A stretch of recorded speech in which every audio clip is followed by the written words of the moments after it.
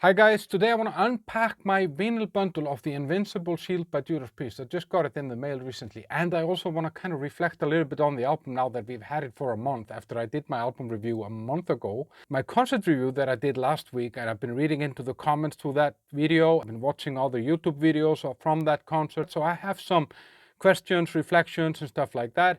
Plus, I'm wondering what's the future of this band kind of when this tour and this album cycle ends. I got the album, first album from the bundle is here. That's the kind of the regular version. It says the Metal Gods brand new studio album, Invincible Shield heavy metal, heavy weight black vinyl. And I'm gonna need some tools, so I have my little beauty box here that I keep in the office, or in the studio, let's say. It's like this, guys.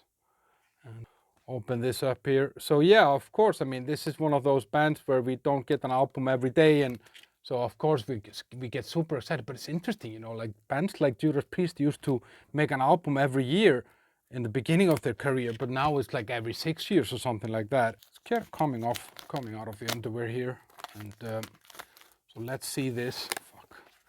Yeah, so it's nice, and it's a gatefold, so opens up nicely, some nice cool pictures and the band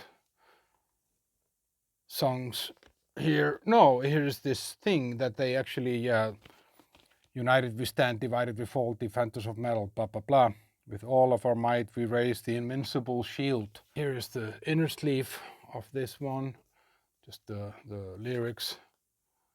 And what's interesting about this is that the bonus tracks are not on here. It's just the regular, I don't know, what's that? 11. It's 11 tracks on this. I might have done some homework before I actually did this. And in the bundle, there is this here with the bonus tracks, like a small one. And I can't see it actually, but yeah, I should have had my glasses on. Let's see if I see it when I have opened it. So yeah, I mean, I was very excited about this album because also the singles were really good, like they were very promising, and especially like Panic Attack, and then Crown of Horns was good. I'll talk more about that song later. See if I can read that when I finally get it out of the plastics here. So yeah, it's kind of cool. I can actually play this at home. So yeah, it's a Vicious Circle, the Lodger, that's the two later ones, and then the first one is Fight for Your Life.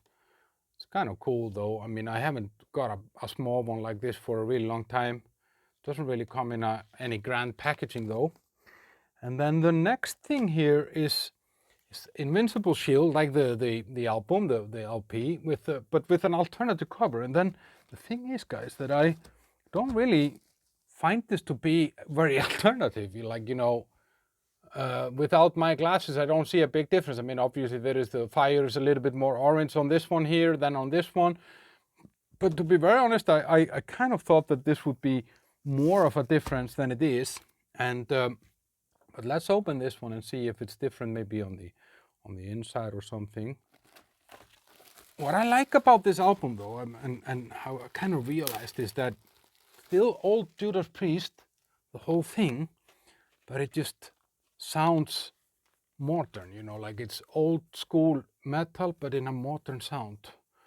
Yeah, it's kind of the same as the other one, actually. Yeah, it's the same dude, like this is just the same. The backside is just the same. Sorry about the reflections here.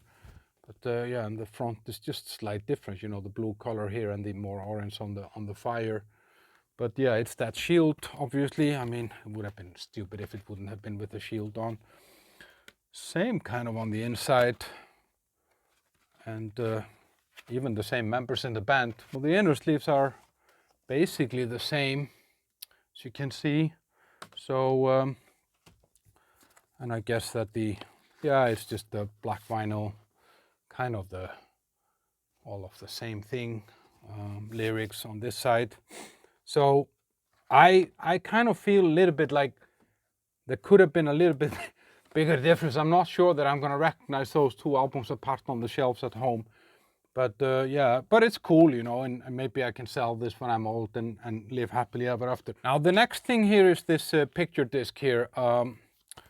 And yeah, it's just here is the, you know, band members and songs and all that stuff. So yeah, these are just 2 picture discs, but in a foldable one like this, and then here's the guy, and here's that Judas Priest cross, and yeah, it's kind of cool. I like those picture discs usually. So actually, yeah. So one is that alternative cover here with more of a blue color and orange here, and then here is the original cover.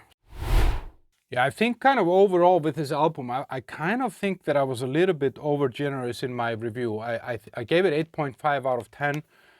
To be honest, kind of looking back, I think I was a little bit overhyped. I think it's an 8, but it will grow. And the thing is that all of their albums, you know, have been like that for me. I kind of, yeah, I always like them more the longer it passes that I listen to them. Yeah, so after doing the album review and getting all the comments and stuff like that, it passed like 3 weeks, and then the concert came, and I was super excited about it. And I did my concert review. I gave them 8.5 out of 10 there. It's kind of the same as with the album. In the concert, there were some amazing moments, and then there were also moments that were not as amazing. I mean, there were in that gig, there were 3 songs in a row there. Invincible Shield, don't have to be old to be wise, and then a Victim of Changes that just didn't work there somehow, and the crowd was kind of dull and stuff like that.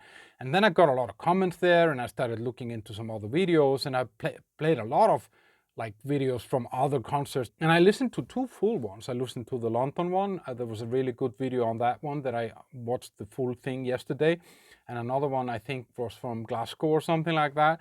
And what I noticed is that I don't think that the YouTube videos pay any justice to that they don't reflect how it is actually live, because the phones this is being recorded don't just really pick up the vibe and the whole of the sound somehow. So I think you notice more the bad stuff from those videos than you actually did when it was live. So I feel like, for example, vocally Rob Halford sounds better when you're there in the stadium than it does on those videos. And also what I noticed when I started watching the YouTube videos is that some of the songs are slowed down clearly from their original versions, which is something that I didn't really notice when it was live. The crowd seems to have been better everywhere except here in Prague.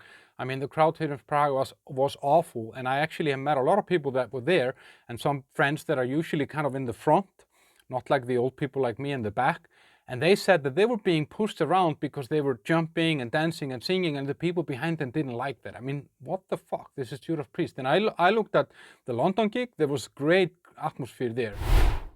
Another thing that I noticed that they actually, after the gig here, they changed the set list. There was these 3 songs that I mentioned before, You Don't Have to Be Old to Be Wise, Invincible Shield, and The Victim of Change in a row. They haven't played those songs in a row, and they dropped actually You Don't Have to Be Old to Be Wise and Victim of Change off the set list after here. So I think they either listened to me or they read the room, because the crowd kind of just went really like super dull during those 3 songs here in Prague, and it just didn't work somehow. I really feel that the new songs work perfectly live. Panic Attack, obviously, as the opener of the gig, was great, and Crown of Horns, the people are very divided on that. They either kind of love it or hate it. One thing that I noticed is that in the comments also, it's the whole discussion about KK Downing and all that stuff. And I just don't get this. If I think about it, if I would be in this band, if I was in Judas Priest, which I'm not, I would not try to kind of airbrush him somehow out of history. And they did the same with Tim Ripper. And I find that kind of weird, just own your story, just these guys are part of it, just, have it out there. I don't think this is the end of Judas Priest. I actually think there's at least one more album gonna come that will then be the 20th studio album. It would be cool to go out at least with 20 albums. I'd be curious to hear what you think, guys. Was there too much hype around this whole thing? Have you gone and seen them? Did you buy the vinyl bundle like me? Do you have a manicure set like me? Like the channel and subscribe to it like the video and subscribe to my channel if you want more album reviews, concert reviews, and content about metal and rock. I do interviews also occasionally. And then I want to turn your attention to my album review on Invincible Shield that you can find up here, and then down here my whole concert review and concert experience from the gig here in Prague.